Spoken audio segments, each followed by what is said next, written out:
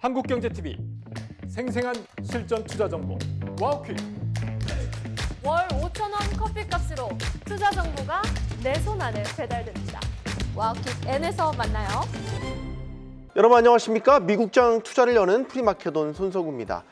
제롬 파월 미 연준 의장이 결국 폭발했습니다. 파월 의장이 느닷없이 밤에 긴급 영상 성명을 발표했는데요. 연준과 자신을 향해 검찰의 수사와 기소가 이루어지고 있고, 이 상황은 금리 인하를 압박해온 트럼프 대통령이 자신을 향해 보복하는 것이다, 이렇게 직설적으로 반발했습니다. 연준 의장의 심야 긴급 영상 성명, 대통령에 대한 공개 반발이라는 초유의 사태가 터진 것입니다. 시장도 충격을 받은 것 같습니다. 전체 미 증시 3대 선물 모두 크게 하락하고 있는 상황입니다. 수면 아래로 가라앉아 있는 듯했던 트럼프와 파월의 갈등이 연초 금융시장에 어떤 변수로 작용할지 초미의 관심사로 부상하고 있습니다. 프리마켓온 오늘도 다양한 이슈들과 종목들로 함께하겠습니다. 지금부터 시작합니다.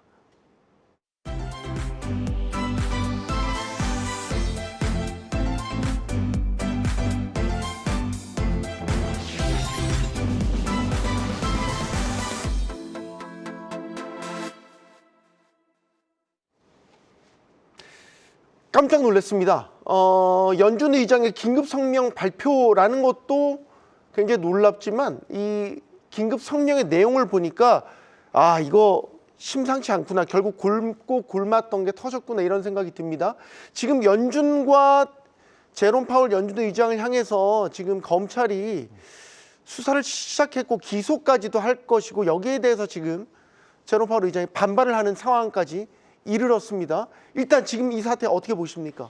파월 의장이 아마 최근에 금리 인상 기조 때 나왔던 이후에 거의 한 1년 이상 만에 처음으로 강경한 기조를 좀 보였고, 전반적으로 연준의 독립성에 대한 훼손, 그리고 기소의 부당성, 이런 부분에 대해서 아주 강력하게 어필을 했습니다. 아마 이제 이런 부분들은 사실 이 사태가 나기 전까지만 하더라도 파월 의장이 최근에는 FOMC 이후에 발언이 상당히 과거에 비해서 유화적인 표현을 많이 썼고, 임기가 얼마 안 남았기 때문에 이렇게 잘 마무리가 되냐라고 생각을 했고, 최근에 이제 1월 달에 들어와서 조만간 베셋 재무장관이 차기 연준 의장을 지명할 것이다라는 뉴스가 또 나왔기 때문에 상당히 이제 분위기가 그렇게 나쁘지 않았는데, 갑자기 이제 이 사태로 연준 파월 의장이 성명서를 발표할 정도로 굉장히 강경한 오죠.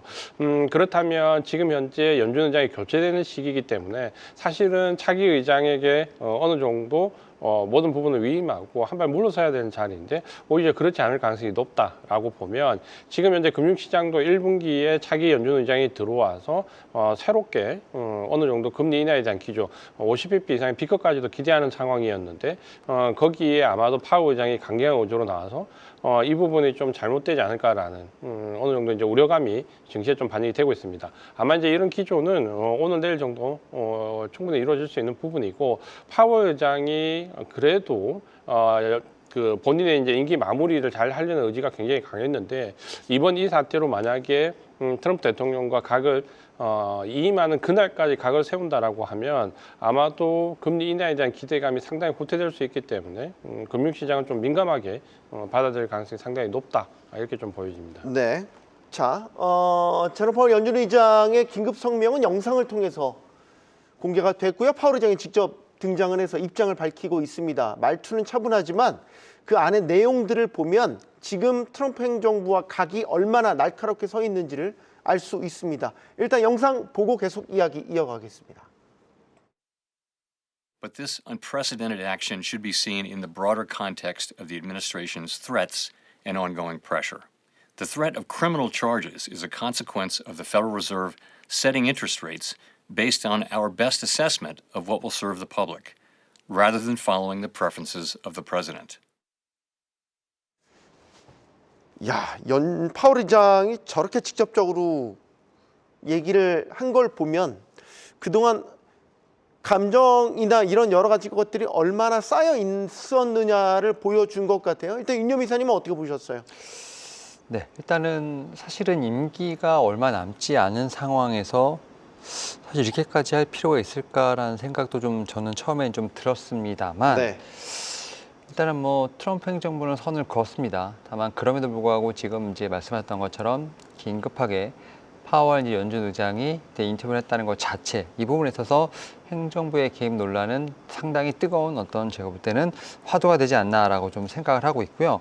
결국 그러한 측면에서 봤을 때 독립적인 연준의 어떤 금리라든지 이런 경제의 방향성에 대한 결정을 할 수 있을까에 대한 의문이 상당히 제가 볼 때는 뜨거운 논점으로 떠오르지 않을까라는 좀 생각은 합니다. 뭐 그런 측면에서 봤을 때 파월 연준 의장 같은 경우는 어떤 정무적인 정치적인 판단에 있어서 결국은 이제 모든 것을 배제하고 데이터와 관련된 부분에서 판단하겠다고 얘기를 했습니다만, 제가 볼 때는 이 사건을 계기로 확실히 지금 제가 볼 때는 다음 차기 연준 의장에 대한 어떤 메시지도 충분히 보내지 않나라고 좀 생각을 합니다. 결국 이제 행정부와 연준이 같이 갈 수밖에 없는 그러한 제가 볼 때는 사이클을 만들고 있지 않나 생각하고 있습니다. 네. 자, 일단 선물 시장에서 즉각적인 반응이 나타나고 있습니다. 지금 나스닥 선물은 1% 이상 낙폭을 더 확대를 했습니다. 심상치 않아요. 일단 충격을 받은 것 같고, 사실 트럼프와 파월 의장의 갈등이 작년 여름에 막 도드라졌고 일시적으로 막 시장을 뒤흔들고 했다가 사실 임기가 끝나가면서 이제 그래도 어떻게 봉합하면서 관리 모드로 들어가는구나, 이 생각을 하고 있었는데 느닷없이 지금 긴급 성명이라는 이름으로 최근의 상황에 대해서 말투는 차분했지만 그 내용들은 정말 서리빨 같은 감정들이 담겨 있는 것 같습니다. 대표님. 사실 이제 지난번 갈등 때는 중재자가 있었죠. 베센트 재무장관이 트럼프 대통령이 적극적으로 그 파월 의장을 해임하려고 했고, 베센트 재무장관이 만약에 해임 시에는 그 파장이 해임 시에 얻는 득보다 훨씬 못하기 때문에 어떻게 보면 베센트 재무장관이 온몸으로 막았다라고 표현을 하는 게 맞을 정도로 본인이 직을 걸고 막았다는 표현을 했었거든요. 그러니까 그 정도로 이제 중재자가 있었는데, 사실 이번에는 조금 기습적이지 않았을까. 그러니까 명예로운 퇴진의 길을 열어주지 않고 마지막 이제 그 트럼프 대통령이 한 방을 또 보여줬다는 점에서 금융시장이 이제 금리 인하와 관련된 불확실성이 좀 많이 후퇴를 했습니다. 이전에 나왔던 그 차기 연준 의장들이 대부분 25bp를 넘어서는 50bp 피컷에 관련된 부분까지 얘기를 했기 때문에, 그러니까 이 부분이 조금씩 그 증시에 투영이 됐고, 지난번 고용지표가 좋지 않은 것도 오히려 금리 인하 개연성에 어느 정도 정당성을 부여하는 쪽으로 해석을 했는데, 이제 이게 이제 일시에 뒤집어졌기 때문에, 물론 이게 이제 며칠간에 또 되돌아올 수는 있겠지만 어쨌든 금리 인하에 대한 기대감이 후퇴했다는 점에서는 상당한 금융시장에 압박을 좀 줄 수 있는 부분이고, 파월 의장의 이번 발언을 보면 아마도 이번 한 번으로 그냥 물러설 것 같은 표현은 아닌 것 같습니다. 네. 그러니까 이분이 예전에 금리 인상할 때도 한 번 칼을 뽑았을 때 그 기조가 상당히 날카롭게 이어지는 부분을 과거에도 많이 보여줬거든요. 그러니까 이번에도 아마 물러나기 직전까지도 아마 어느 정도 강성 모드를 보여주겠다는 걸 충분히 피력을 했다, 이렇게 좀 보여집니다. 일단 영상 보시면 지금 파월 의장이 안경 벗었어요. 화가 굉장히 많이 나 있는 것 같고, 이제 지금 시장의 우려는 이런 거죠. 지금 파월 의장이 임기를 마치더라도 이사로서 남은 임기를 다 수행한다면 어쨌든 새로운 의장이 들어온다고 하더라도 이사회 내에서 어떻게 보면 트럼프 행정부의 반기를 드는 표를 계속해서 행사를 하면서 그 자체가 금융시장 혹은 통화정책 방향성에 대해서 일종의 리스크, 변수, 불확실성, 이런 것들로 작용할 수 있다는 것 아니겠습니까? 사실 그러다 보니까 이제 1월, 3월 또 이제 FOMC에 대한 어떤 제가 볼 때는 관심이 좀 집중된다라고 좀 말씀드릴 수 있을 것 같은데요.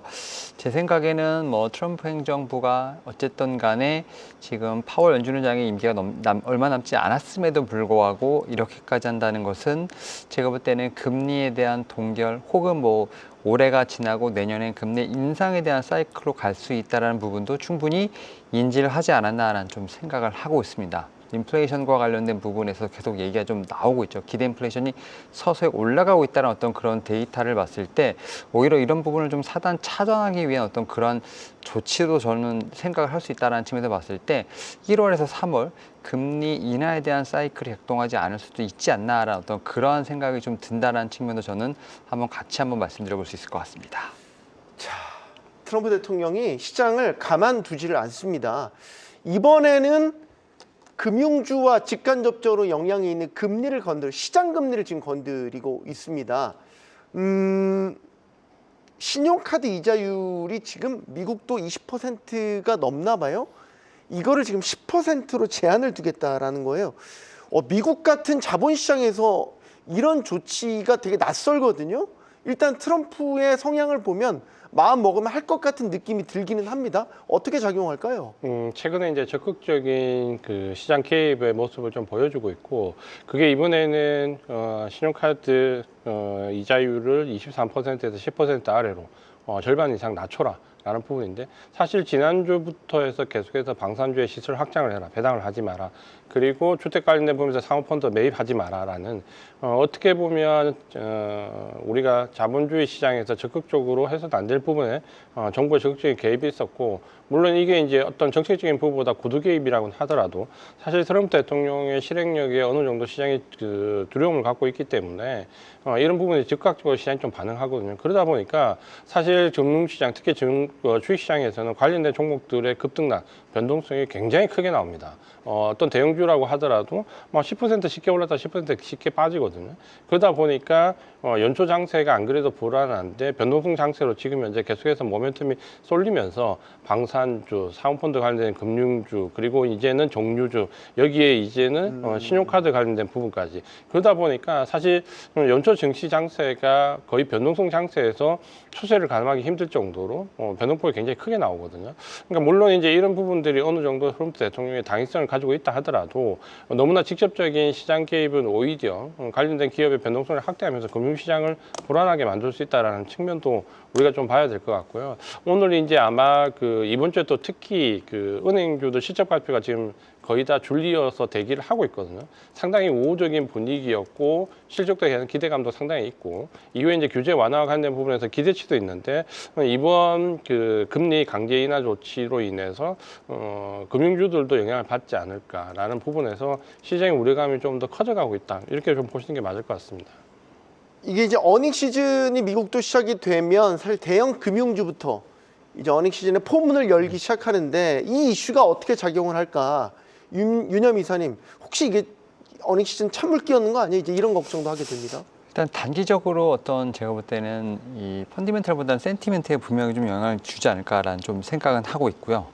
다만 그럼에도 불구하고 지금 트럼프 대통령이 결국 금리에 대한 압박을 한다는 것 자체는 결국 또 주식시장에 대한 부양으로도 연결될 수 있다라는 어떤 측면도 봐야 되지 않을까라는 좀 생각을 합니다. 그런 측면에서 지금 앞에서 말씀하셨던 뭐 신용카드 이자율 10% 제한 이런 부분에 있어서 제가 볼 땐 말은 했습니다만 이게 과연 이뤄질지에 대한 부분도 좀 체크해 봐야겠습니다만, 결국 시장 참여자들에게 대한 어떤 긍정적인 어떤 분위기를 만들려고 하는, 결국 이제 중간 선거를 의식한 어떤 그러한 발언들이 아닐까라는 좀 생각을 하고 있는 상황이기 때문에 어떻게 보면 좀 단기적으로 투심에는 좀 악영향을 끼칠 수 있는 부분들이 분명히 있습니다. 그리고 이제 이런 부분들이 어닝에 대한 부분을 좀 건들 수 있지 않나라는 생각을 합니다만, 장기적으로 보게 된다고 하면 좀 이런 부분은 어떤 하나의 해프닝으로서 지나갈 수 있지 않을까라는 좀 생각을 하고 있고요. 그 안에서 분명 해답을 찾을 것으로 보이고 있기 때문에 오히려 이런 것들은 제가 볼 때는 오히려 매수의 기회로서 작용할 수도 있지 않나라는 좀 생각도 하고 있습니다. 네, 자 이제 어닝 시즌 시작인데 트럼프의 일종의 목리가 시장을 또 어떻게 흔들지는 한번 지켜봐야 될 것 같습니다. 자, 고용 데이터가 나왔습니다. 실업률이 시장 예상치보다는 좀 낮았어요. 괜찮아요. 그러니까 이게 사실 금리 인하 후퇴 기대감이 좀 후퇴되는 양상으로도 나타났군요. 고용 데이터 어떻게 분석하시는지 의견 짧게 들을게요. 일단은 혼조세를 교차를 했는데 나쁘지 않았다. 시장 반응도 나쁘지 않았다라는 부분이고, 절대치는 떨어졌지만 그래도 우려했던 만큼 나빠지진 않았다. 고용 건수는 줄어들었지만 아마 해고율이 줄어들지 않았기 때문에 이 부분이 반영이 되면서 전체적으로 고용이 오버슈팅 됐던 부분이 정상화되고 있다. 이런 관점으로 시장이 평가했고, 나중에 이 부분에 대해서 도표로 좀 자세히 말씀을 드리겠지만, 전반적으로 고용 지표에 대해서는 우려감이 없다. 어떻게 보면 아주 적절하게 금리 인하의 당위성을 부여하는 정도까지 왔다라는 점에서 고용 지표는 시장이 우호적으로 반응을 했다. 이렇게 보시면 될 것 같습니다. 네, 자 일단 고용 지표도 나왔고 이번 주에는 이제 CPI가 나오기 때문에 같이 좀 놓고 저희가 또 분석을 할 시간이 분명히 있을 겁니다. 자, 중요한 거 이번 주에 또 빅 이벤트가 하나 소화가 되는데, 트럼프 행정부의 상호 관세에 대한 연방 대법원의 판결이 이번에는 나올 것 같아요. 그죠? 원래 9일에 나올 줄 알았는데 미뤄졌단 말이죠. 14일로 예정이 돼 있습니다. 자, 일단 이게 위헌 판결이 나온다고 한다면 트럼프 관세 다 돌려줘야 되는 건가? 이러면 또 이제 어떤 후폭풍이 올까? 여러 가지 생각을 하게 됩니다. 윤여미 이사님. 저는 뭐 사실은 이 이 무역과 관련된 부분에 있어서는 법들이 워낙 많은 상황이기 때문에 당연히 트럼프 행정부 플랜 B, C 당연히 준비할 것이라고 생각하고 있고, 그런 상황을 또 대비해서라도 지금 이제 어쨌든 베센트 재무장관이 상당히 시장에 먼저 신호를 보내고 있지 않나라고 좀 생각을 합니다. 제가 볼 때는 트럼프 인사 중에 가장 잘 뽑은 인사가 아닐까라는 좀 생각을 하고 있고요. 시장의 어떤 메커니즘을 가장 잘 이해하고 있지 않나라고 생각을 하는데, 결국은 어떤 재판의 결과와는 상관없이 어쨌든 간에 지금 상황에서 달라질 것은 없다라는 부분을 좀 충분히 어필했다라고 좀 말씀드릴 수 있을 것 같고, 저는 뭐 제가 볼 땐 결과에 따른 부분들, 물론 어떤 추가적인 소송이라든지 이런 부분이 좀 필요할 수도 있겠습니다만, 저는 달라질 것은 없다라는 측면을 봐야 되지 않을까 생각을 하고 있고, 결국 이러한 재판 결과도 하나의 제가 볼 때는 이벤트로 지나가지 않을까 생각하고 있습니다. 네, 이벤트로 지나갈까? 이재현 대표는 어떻게 생각하세요? 이게 예를 들어서 그럴 가능성, 예를 들어서 위헌 판결이 났어요. 그러면 관세를 받은 국가나 기업들이 트럼프 행정부를 상대로 혹시 소송, 내 관세 돌리도, 이 소송을 제기할 수 있는 거 아니에요? 그럼 이거 일대 폭풍 아닙니까?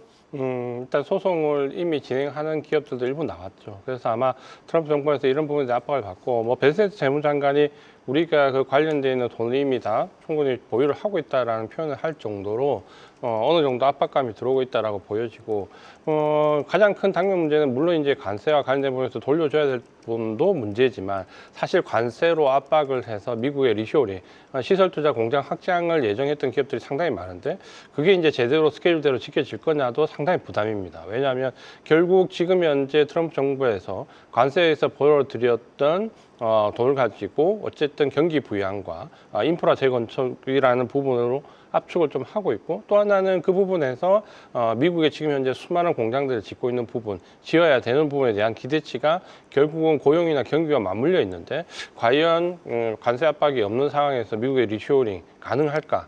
라는 부분도 상당히 큰 우려감을 낳고 있죠. 그러니까 결국은 관세에서 환급에 대한 부분도 있지만, 미국이 예상했던 경기 부양 체계도 상당한 차질이 예상되지 않을까라는 부분에서 압박감이 어느 정도 클 거라고 보여지고, 물론 지금 플랜 B에 대해서 다양하게 분석을 해서 어떤 법안을 어떻게 적용해서 어떻게 하면 결국은 이 부분이 크게 유지가 될 것이다 라는 부분인데, 좀 전 말씀드렸던 것처럼 유지하는 것과 리쇼링은 별개의 문제이기 때문에 시설 확장 투자에서는 상당한 차질이 예상될 수 있다는 점에서 분명히 미국 경기에 큰 영향을 줄 수 있다, 이렇게 좀 보여집니다.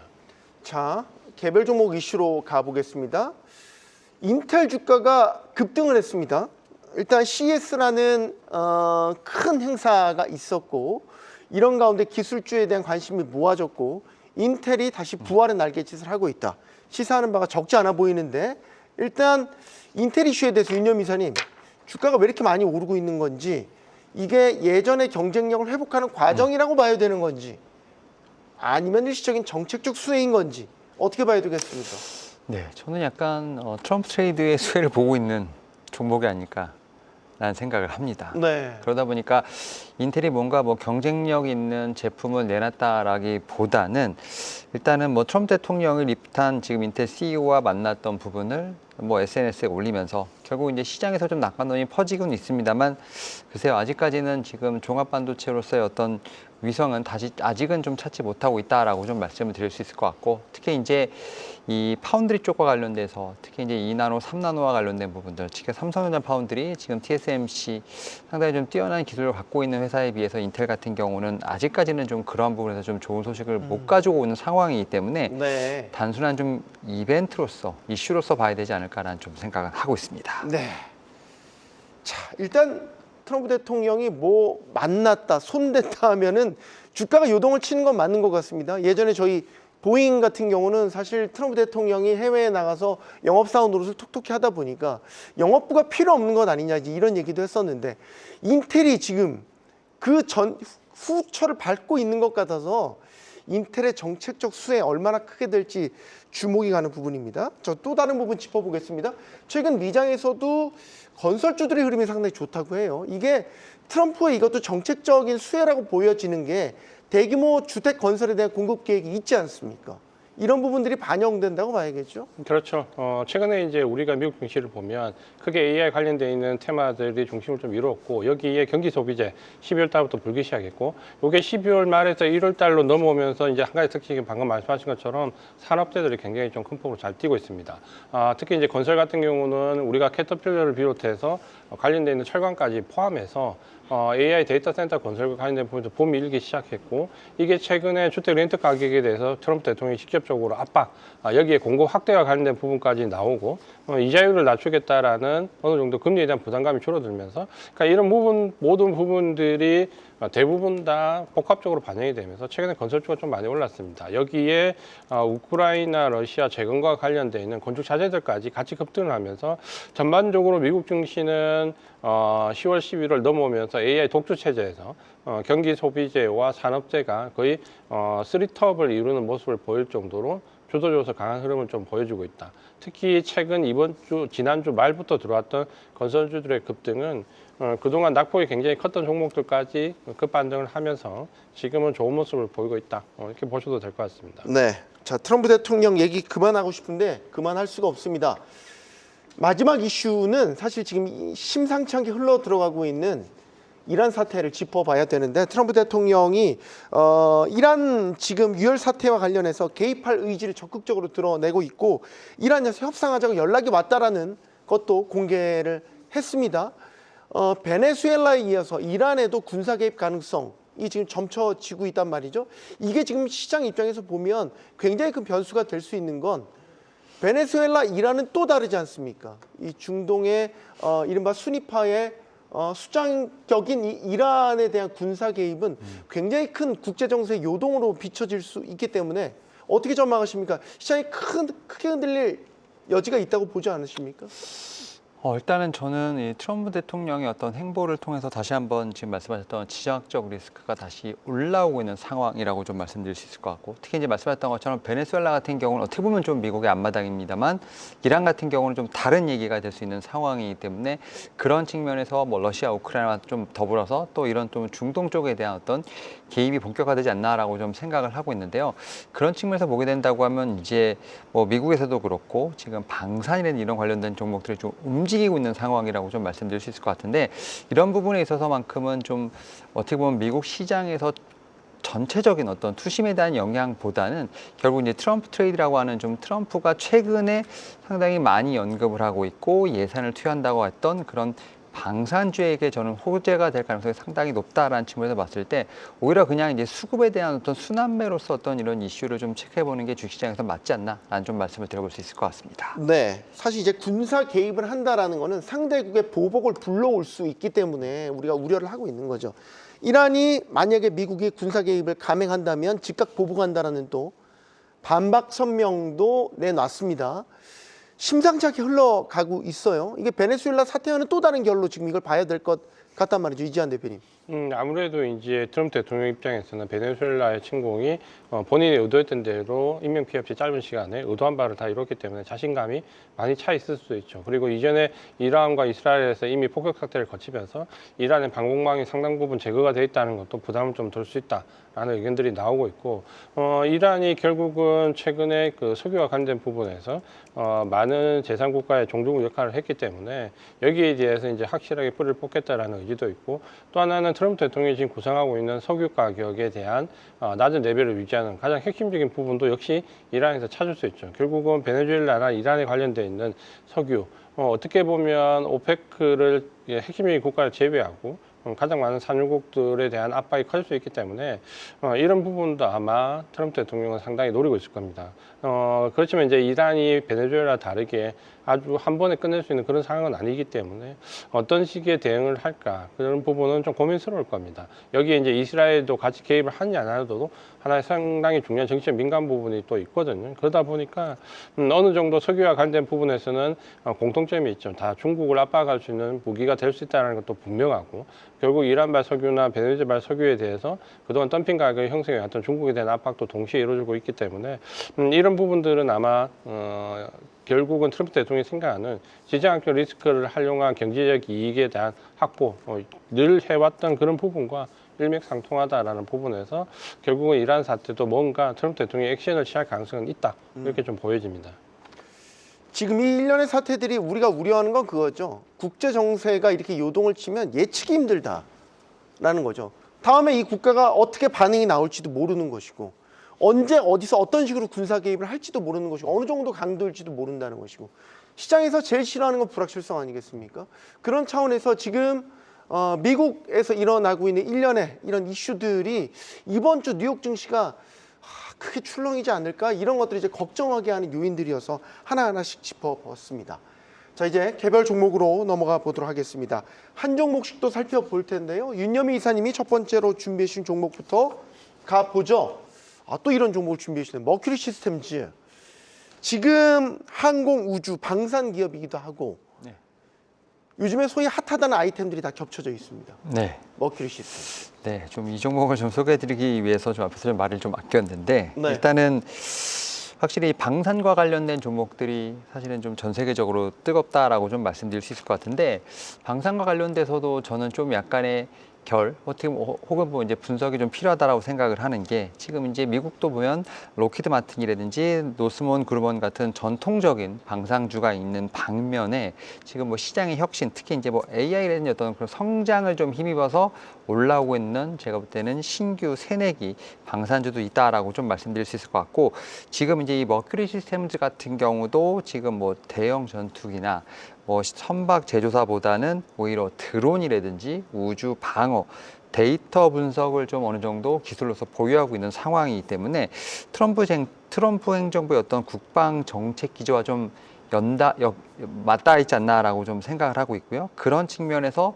최근에 어떤 경쟁력을 확보하는 좀 그러한 움직임도 충분히 나오지 않나라는 좀 생각을 합니다. 그러다 보니까 제가 볼 때는 이런 첨단 무기 시스템에서 두뇌 역할을 할 수 있는, 약간의 어떤 플랫폼 역할을 할 수 있는 어떤 그러한 어떤 측면으로서 머큐리 시스템즈 같은 경우도 지금 방산 섹터가 좀 올라가는 상황에서 또 하나의 좀 대장주 역할을 할 수 있지 않나 생각을 하고 있습니다. 그 두뇌 네. 역할을 하는. 네. 뭐 예를 들어서 스마트폰으로 따지면 이제 모바일 AP 같은 네. 그런 역할을 한다라는 거죠. 이게 그러면 마진도 상당할 것 같아요? 지금 에비타 마진이 거의 뭐 70% 이상 된다라는 어우, 얘기가 나올 70%? 정도로 상당히 좀 이제 국방 어떤 분야에서는 좀 큰 히스토리를 만들 수 있는 그런 기대감이 있지 않나라고 좀 생각을 하고 있고, 네. 사실 뭐 오라클 때문에 약간의 좀 트라우마가 있습니다만, 이 백로그와 관련된 부분도 지금 여기도 상당히 좀 많다라고 좀 얘기가 나오고 있습니다. 그래서 이 백로그 강세가 좀 어떤 매출의 가시성에 대한 어떤 부분을 증가시킬 수 있는 어떤 그러한 부분도 있다. 다만 지금 최근에 많이 올랐음에도 불구하고 지금 밸류에이션 봤을 때는 다른 동종 업계에 비해서 좀 여전히 저평가되어 있는 부분도 좀 있는 상황이기 때문에, 그런 측면에서 추가적인 업사이드를 볼 수 있는 그러한 종목이 아닐까라는 좀 말씀도 같이 한번 드려볼 수 있을 것 같습니다. 네. 지금 주가 밸류에이션을 따져보면 이걸 어디랑 비교를 하는 게 좋을까? 팔란티어? 아니요, 좀 달라요? 팔란티어는 제가 볼 때는 지금 팔란티어와 비교를 한다면 너무 저평가. 네. 거의 속된 말로 똥값인 수준인 거죠. 팔란티어는 약간 계산을 좀 넘어간 상황이기 때문에, 그런 측면에서 뭐 머큐리 시스템즈 같은 경우는 팔란티어와 비교한다면 더 업사이드를 높게 볼 수 있는. 그러니까 좀 이제 강력 매수를 했다고 하니까. 네, 맞습니다. 이제 그 근거들이 예를 들어서 여러 가지 있을 거 아니에요. 네. 아직까지 좀 제가 볼 때는 이렇게 좀 비교되는 피어 그룹 같은 경우는 제가 볼 때는 그냥 전체적인 방산의 어떤 밸류를 보지 않는다라는 좀 생각을 하고 있고요. 네. 최근에 보게 되면 뭐 수주 같은 경우도 그렇고 매출 같은 경우도 두 자리 숫자대로 지금 안정적으로 올라오는 상황이기 때문에, 그런 측면에서 저는 지금 이 동종 업계 대비해서 밸류에이션 자체가 좀 많이 지금 할인된 가격으로 제가 볼 때 거래된다라는 어떤 그런 근거가 되지 않나 생각하고 있습니다. 알겠습니다. 자, 윤여미 이사님의 첫 번째 종목 머큐리 시스템즈, 항공, 우주, 방산 관련 기업이고요. 핵심적인 부품들에 대한 성장 가능성, 증권가에서 강력 매수 의견이 나올 정도로 상당히 주목받고 있는 기업이라는 거 여러분도 알아두시기 바라겠습니다. 자, 다음 이지한 대표님의 종목으로 가보겠습니다. 테라다인입니다. 이 테라다인도 요즘에 핫한 이 키워드들이 다 겹치네요. 반도체도 여기에 해당되죠. 로봇 모멘텀도 여기에 같이 있는 거죠.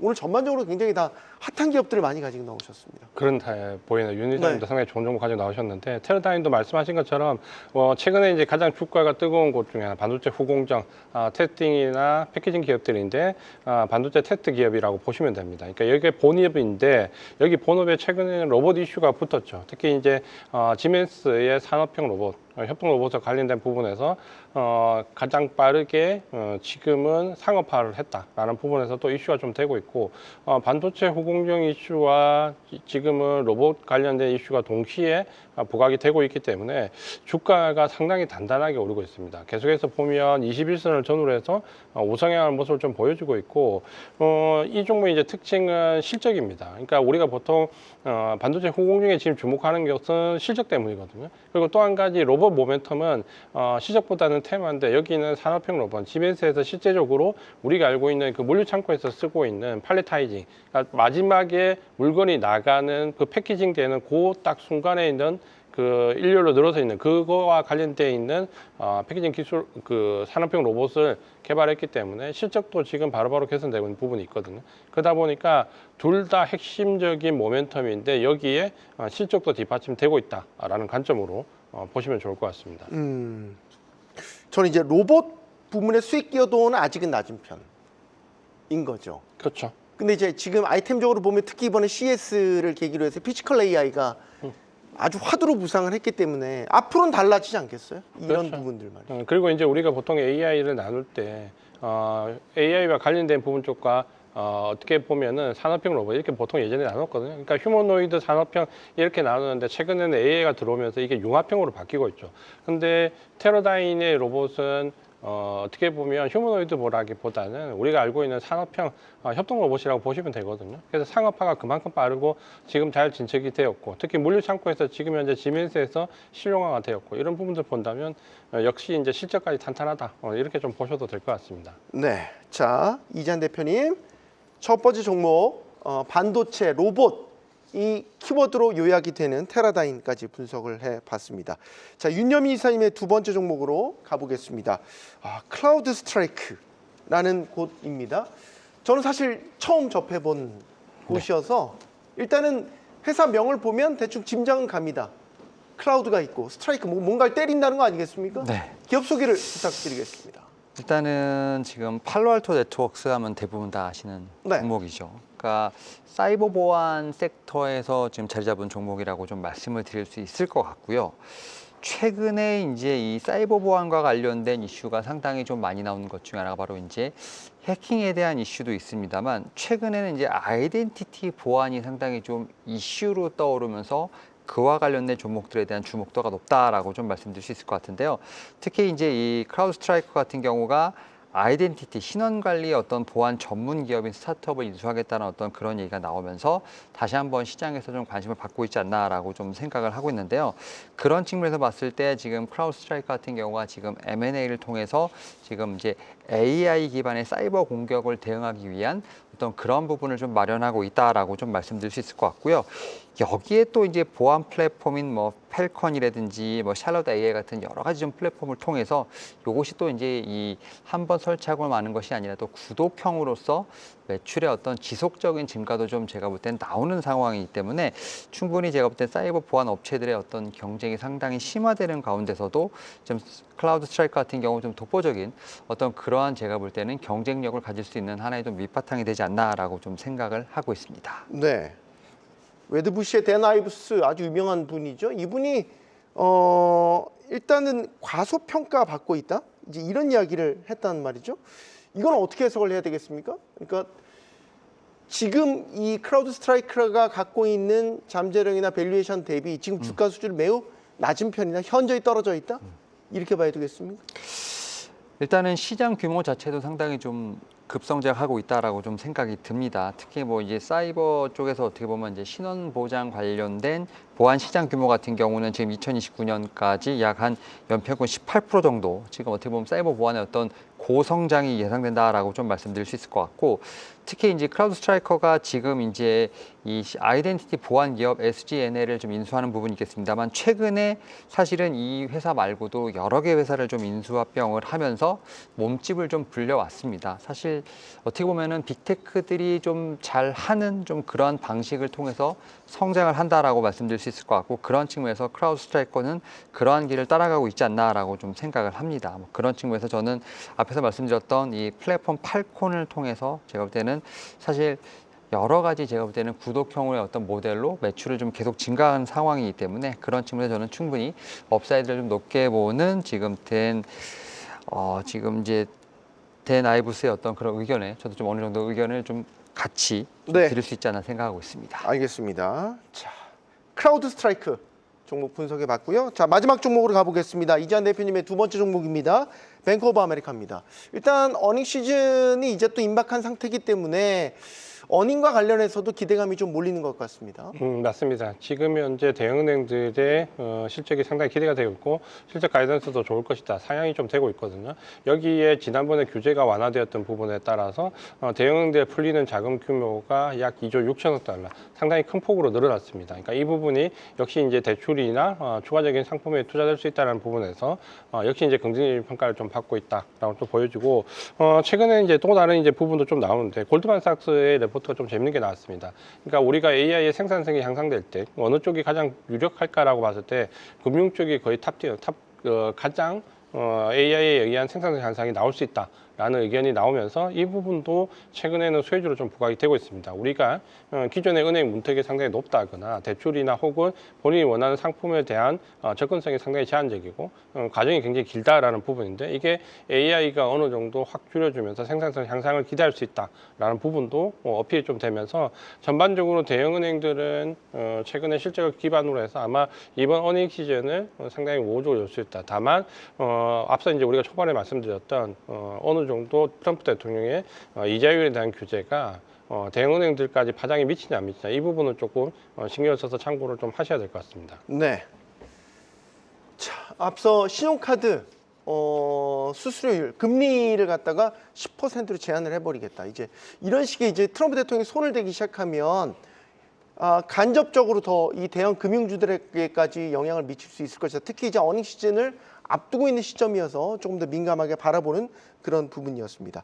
자, 그리고 매주 월요일에는 이제 이지한 대표님의 월스트리트 투자 전략 들어보는 날이죠. 자, 오늘 어떤 투자 전략 가지고 나오셨습니까? 파월 의장의 이제 발언 때문에 상당히 지금 이제 금리가 민감해졌는데 우리가 최근에 고용 지표를 보면 지난주에 상당히 엇갈리는 모습이 나왔습니다. 첫 번째 지표를 잠깐 하나 보면 그러니까 왜 이렇게 고용 지표가 계속해서 엇갈리냐라고 보면 우리가 기존에 나왔던 고용 지표는 위쪽에 보시면 구인율입니다. 그러니까 구인율이 확실히 떨어지죠. 그러니까 지표가 나쁘다라고 판단을 할 수 있는데 문제는 이제 아래쪽에 보시면 해고율은 거의 일정하게 유지가 되고 있습니다. 그러면 우리가 우려하는 경기 침체에 의해서 해고율이 나오면서 고용이 악화되는 그런 류의 고용 악화는 아니다라는 점에서 이번에 나왔던 그 지표가 엇갈리는 부분은 오히려 고용 악화보다는 금리를 좀 인하할 수 있다라는 점에서 당위성을 부여한다 이렇게 좀 보셔도 될 것 같고요. 최근에 이제 실적 따라서 지수가 어쨌든 변동성 장치에서 버티는 모습인데 가장 최근에 나왔던 업종별 이익 등락률을 좀 보시면은 가장 높은 게 역시 이제 반도체였습니다. 지금 보시는 게 가장 왼쪽에 있는 부분이 반도체고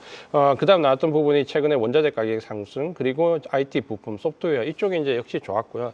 다만 이제 좀 조심해야 될 부분이 미디어나 내구재 여기에 원유나 가스 이쪽이 상당히 이익이 받겠다라는 부분 이번 어닝 시즌에 들어가면서 이 부분을 꼭 참고를 하셔서 최근에 주가가 어쨌든 실적에 따라서 크게 좌우된다는 부분을 참고를 하시는 게 좋을 것 같습니다. 연초는 지난번 전략은 연말은 D램 여기에 좀 압축을 하시고 연초는 전력 부족과 관련된 쪽, 전력 기기나 전선이나 혹은 원전 이쪽으로 포커스를 좀 잡으시고 대응을 하시면 1월 초에 상당히 좋은 결과를 예상하지 않을까 이렇게 말씀을 드리겠습니다. 알겠습니다. 자, 이지한 대표님의 월스트리트 투자 전략 자 들어봤고요.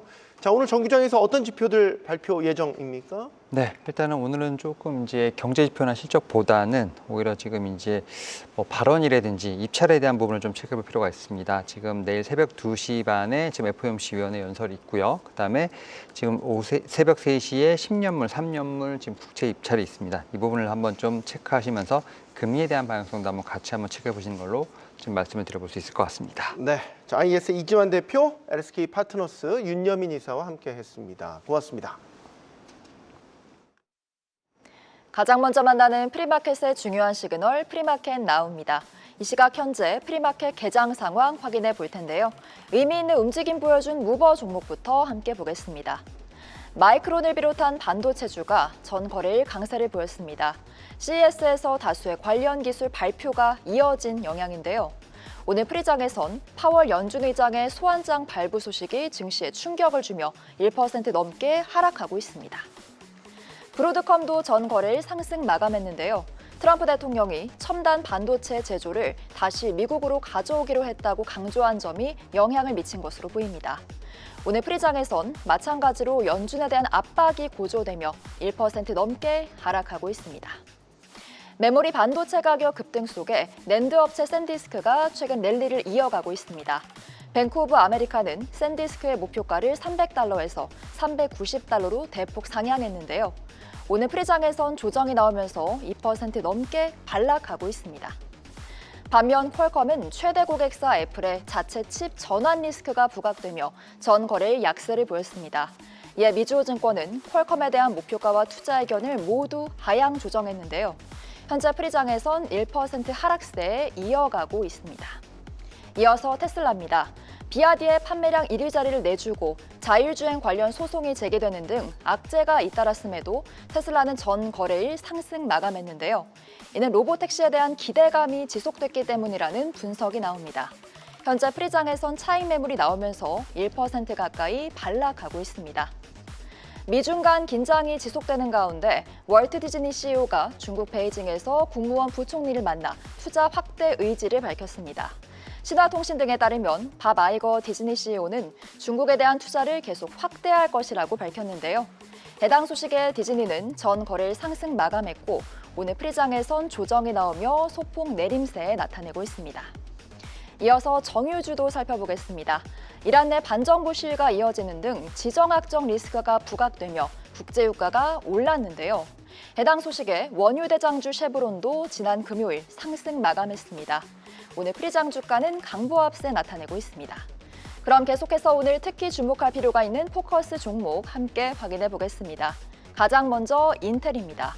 트럼프 대통령이 지난 금요일 리프탄 인텔 CEO와 회동했습니다.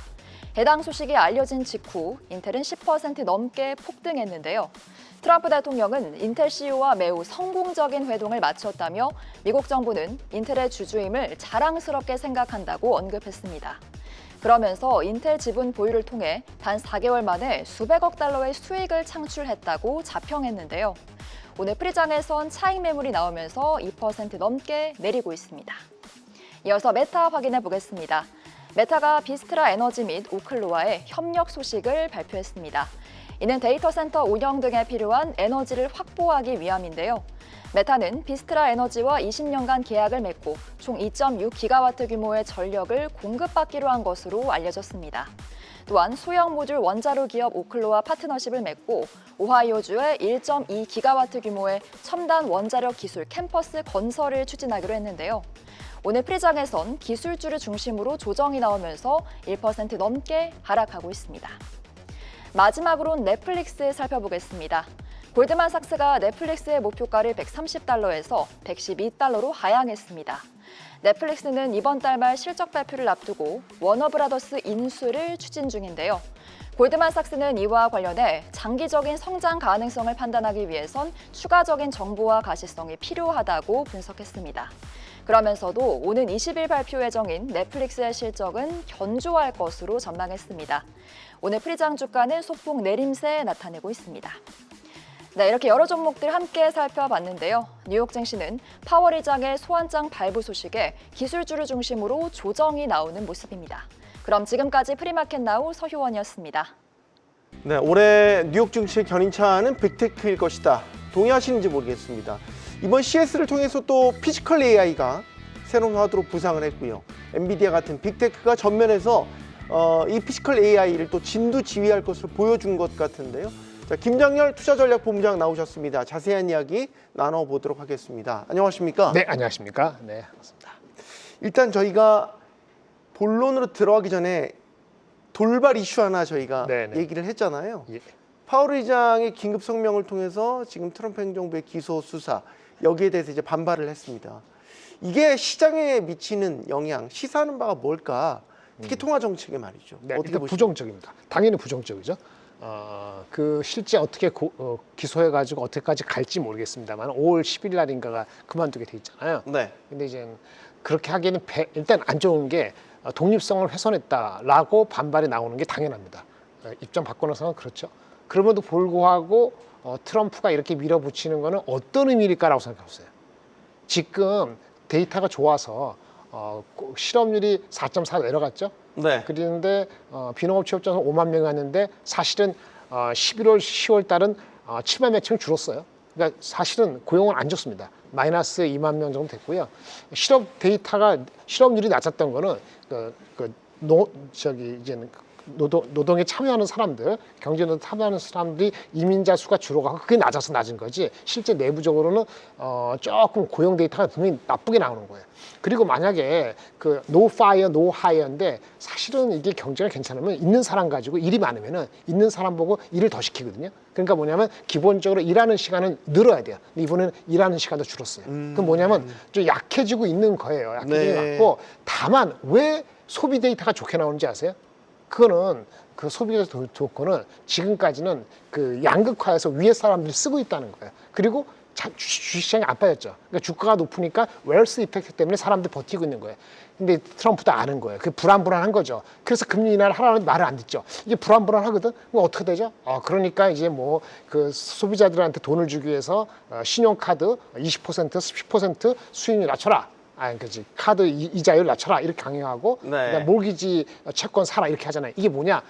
그리고 근데 그저 갖고 충분치 않으니까 사람 이제는 이 금리 인하 하라는데 말을 안 들으니까 너 고소하겠다 이거 아닙니까? 그러니까 그 이면을 사람들 보면은 독립성 훼손. 두 번째는 이거 그만큼 사실 안 좋은 거 아니야라는 생각을 갖게 만드는 거에다가 주가가 좀 올랐잖아요. 네. 그러면 이 실현의 빌미가 됩니다. 알겠습니다. 자, 이제 본론으로 들어가 보겠습니다. 연초 미장의 흐름은 조금 엎치락뒤치락 합니다. 네네. 아직까지 잘 모르겠습니다, 방향성을. 자, 그러면 시장에서 힘을 받기 위해서 몇 가지 요건이 필요하다고 지금 보고 계신 거죠? 네네, 어떤 그렇습니다. 요건들을 말씀하시는 겁니까? 추정이 사람들이 비슷해지면은 주가는 다 온 겁니다. 네. 그게 걱정이죠. 한국도 그렇고 미국도 그렇고 주가가 좀 올랐는데 특히 한국이 많이 올랐는데 추정이 벌어나는 종목이 아직 있으면 그러니까 상상할 수 있고 나라티브가 있는 주식은 괜찮은데 상상하고 내러티브 하는 것보다도 실적에 대한 전망이 비슷해지잖아요. 그러면 주가는 조정이 올 수 있어요. 그게 오늘인지 어저께인지 앞으로인지 모르지만 그거 조심해야 되고 거꾸로 이제 좁혀지지 않고 이익에 대한 전망이 벌어지면 주가는 더 갈 수가 있다. 얘기고 두 번째는 정책의 실패가 나오거나 그런 우려가 나오면 조정이 맞습니다. 정책의 실패는 트럼프의 이런 좀 이따 얘기한 독트린, 돈노 독트린이 네. 실패할 것 같다, 통하지 않을 것 같다, 그럼 주가가 조정이 나요. 근데 그게 아닐 것 같으면 계속 가는 거죠. 세 번째는 목표 주가가 90%까지 왔을 때 네. 가장 높은 게 얼마죠? 8,000이니까 한 7,200, 300 되면 조정이 나올 수 있는 빌미가 될 수 있다. 거꾸로는 그때까지는 괜찮다. 이렇게 말씀드리겠습니다. 그러면 올해도 예를 들어서 뭐 서학개미, 동학개미 다 해당되는 얘기일 텐데 같이 네, 하시는 그렇죠. 분들의 경우에는 네네. 여전히 비중을 무게중심에 전체적으로는 미국에 두는 게 맞다. 이렇게 보시는 거예요? 단기적으로는 미국이 조금 후달리긴 할 겁니다. 왜냐하면 거기 빅테크 업체들 삼성전자, 하이닉스가 좀 돈 많이 벌 마이크론이. 네. 반도체가 되게 많이 올랐죠. 안 네. 빠질 것 같죠. 그러면 빅테크 업체가 손해를 봅니다. 그렇기 때문에 제대로 못 가는 거예요.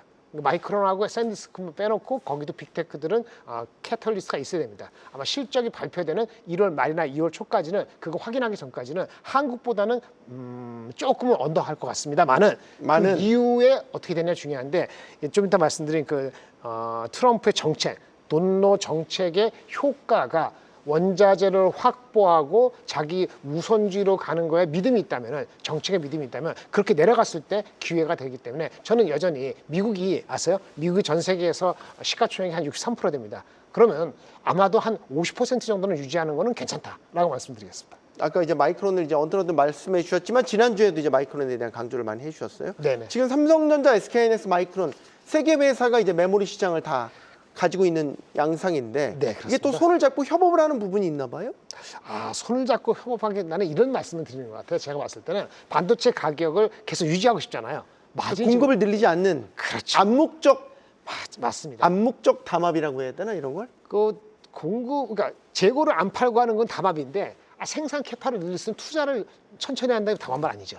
그러니까 그렇죠. 그건 회사의 결정이니까. 그거는. 그러니까 네. 투자를 어그레시브하게 하지는 않고 조금 더 밀어보려고 합니다. 그런 것이 협업의 시너지다. 이렇게 표현을 하신 것 같은데 어쨌든 이게 마냥 갈 수는 없지만은 일단 1분기 실적 나올 때까지 1분기까지는 그런 흐름이 조금 더 지속될 수가 있고요. 좀 우려되는 건 빅테크 업체들이 가만히 냅둘까?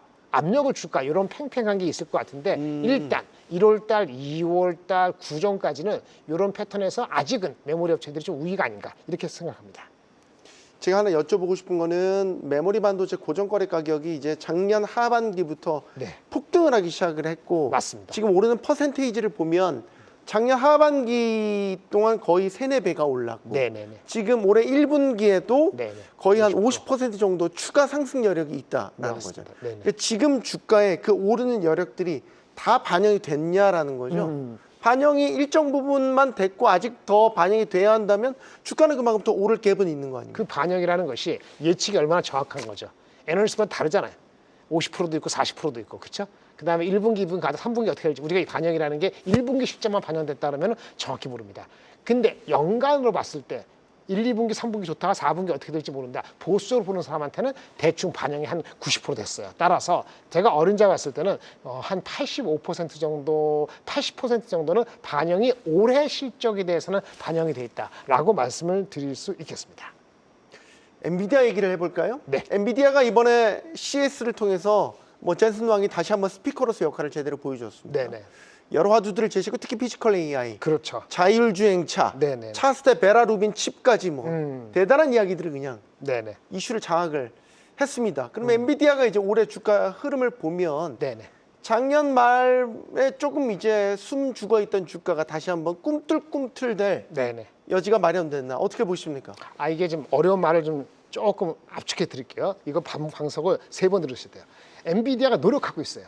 반도체 HBM 확보하고 뭐 로우 파워 DRAM 확보하고 뭐 낸드 확보하는데 삼성하이닉스 마이크론을 막 이게 독려해가지고 끌어당기고 있습니다. 그런데요, 그거 끌어당기기 전에 메모리가 너무 수요가 많아요. 그러니까 엔비디아조차도 자기네들도 코스트에 부담을 느끼고 있습니다. 그래서 엔비디아 주가는 빨리 못 갈 겁니다. 내려가진 않을 거예요. 밸류에이션이 싸기 때문에. 그런데 일단 메모리 업체한테 헤게모니에서 지금은 뒤지고 있습니다. 대표적인 얘기가 이 보세요. 추론형으로 AI가 간다 그러잖아요. 추론형이 되니까 어떤 얘기가 발생하냐면은 이게 GPU가 메모리를 액세스하는 데 있어서 너무 시간이 걸리고 로스가 많아요. 그래서 이번에 나온 게 ICMS, ICBM 아닙니다. ICMS라는 걸 제청했어요.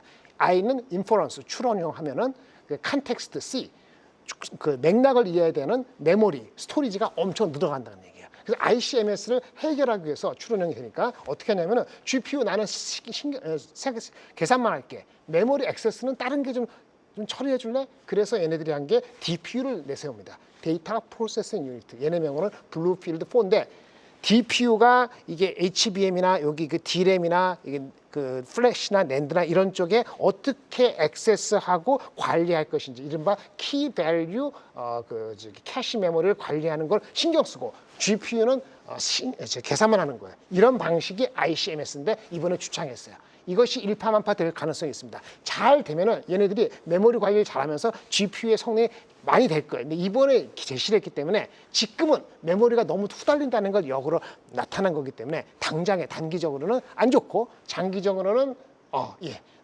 엔비디아가 계속 해자를 끌고 가기 위한 노력을 하는구나 이렇게 볼 수 있고요. 두 번째, 피지컬 AI는 잘했죠. 뭐 알파마이어 뭐 이렇게 나오고 하기도 하고 그렇게 해서 이제 현대차한테 그걸 심어주는 거 아닙니까? 이렇게 심어주고 좋은데 이게 자율주행차라는 것이 처음부터 90%까지는 상대적으로 그런 모델 가지고 할 수 있는데 결국은 90에서 100으로 가는 과정에서 테슬라가 얘기했다시피 결국은 실증 데이터가 필요한데 그거는 현대차, BMW한테 주면서 니네들이 해와라. 그러면 나는 라이선스비 받겠다. 이런 얘기거든요. 그래서 그때 시간이 걸리죠. 그래서 이것도 방향성은 맞았는데 현대차라든지 BMW 포함해서 시간이 걸리기 때문에 아까 그 메모리에 대한 부족함을 얘기했듯이 이 테슬라하고 경쟁하는 그게 뛰어든 거 맞는데 그 성과를 보이는데 시간이 걸린다. 어떻게 되죠? 그러니까 엔비디아가 열심히 하고 있는데 당장에 뭐 실적이 1분기, 2분기에 엄청난 것까지는 잘 모르겠어. 그런 생각이 들기 많기 때문에 주가가 더 이상 올라가지도 못하고 근데 PER이 25배면 싸지니까 내려가지도 못하고 애매한 위치에 당분간 놓여 있습니다. 그래서 실적이 나오는 1월 말 2월 초까지는 조금은 상대적으로 아웃퍼폼하기는 쉽지 않다. 이렇게 말씀드리겠습니다. 알파마요를 보면서 저는 그 생각이 들었어요. 스마트폰 처음 이제 아이폰 나왔을 때 이제 운영체제 경쟁을 맞습니다. 애플 진영과 구글 진영이 했지 않습니까? 네네네. 폐쇄형 iOS와 네네. 개방형 생태계를 지향한 구글. 네네. 뭐 다른 것들도 나왔지만 지금 사실 두 개 진영으로 이제 재편이 됐지 않습니까? 그렇죠. 지금도 여전히 이제 5대5 사실상. 근데 그게 조금 다른 게 아까 말한 이게 것처럼 테슬라와 지금 딱 알파마요 요 구도가 아닐까 싶어요. 그 비슷한 것 같은데 안 그럴 수도 있는 게 아까 말한 것처럼 실증 데이터가 없이 90%는 누가 해야 되냐? 90%는 엔비디아 했어요. 알파마요로 네. OS를 하겠다 했는데 그 OS가 발휘를 하려면 나머지 10%를 BMW 그다음에 자동차 업체들이 그걸 해나가는 시간이 필요해요. 그게 휴대폰하고는 다른 겁니다. 그 시간이 필요하다는 말씀드리는 거예요. 그래서 일론 머스크가 알파마요를 보고 그렇죠. 네, 4, 5년 더 걸릴 거다. 그러니 4, 5년 걸릴지 안 걸릴지는 모르는 거죠. 왜냐면 테슬라가 한 방식도 앞서간 거 맞는데 그 막판에 테슬라가 제대로 한다는 보장도 없어요. 그러니까 도전을 건 거 맞는데 네. 그 휴대폰처럼 이렇게 OS처럼 그렇게 확 구분되거나 양진영이 다 편하게 간다 이렇게 말씀드릴 수는 없는 거기 때문에 그래서 엔비디아가 지금 쉬는 거다. 밸류는 안 비싼데 이게 좀 진퇴양난입니다. 유니스토리 자산운용 김장열 투자전략본부장이었습니다. 고맙습니다. 네, 감사합니다.